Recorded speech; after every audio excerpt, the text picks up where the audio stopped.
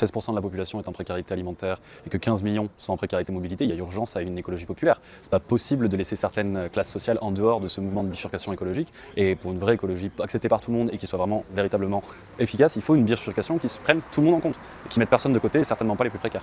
Si je prends le sujet des ZFE, est-ce que tu es impacté ou comment impactera la ZFE La ZFE, moi, elle m'impacte pour ma famille.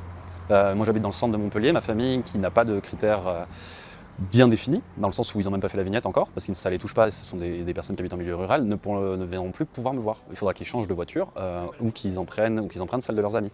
Donc moi, c'est à ce niveau-là que ça m'impacte, parce qu'en tant qu'urbain, ça ne me touche pas directement, mais par contre, ça touche directement tout l'ensemble de ma famille, et il y a vraiment une question à ce sujet-là, à la fois sur le sentiment d'exclusion que ça crée chez les personnes, mais aussi sur comment ne pas impacter les plus précaires, qui doivent absolument changer de voiture, sans gaver aussi l'industrie automobile à ce niveau-là.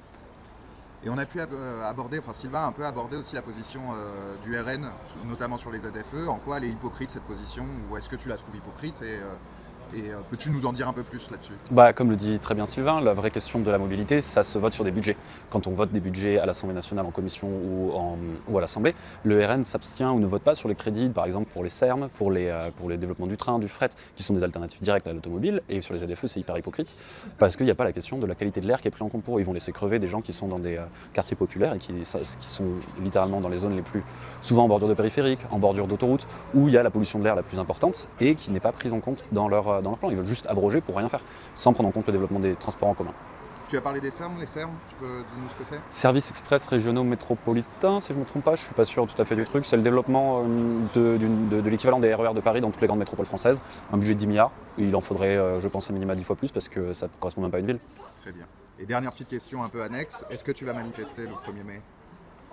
Oui, parce qu'on est face à une extrême droite qui aujourd'hui essaie de vraiment renforcer son propre discours, qu'ils sont complètement innocents, ils n'ont jamais rien détourné, la justice est contre. Moi, je ne peux pas supporter ça dans un état de droit, donc je vais manifester à la fois pour les droits des travailleuses et des travailleurs, mais aussi contre cette extrême droite qui gangrène petit à petit tout cet état de droit et qui essaie de prendre le pouvoir d'une manière assez dégueulasse. Merci Augustin.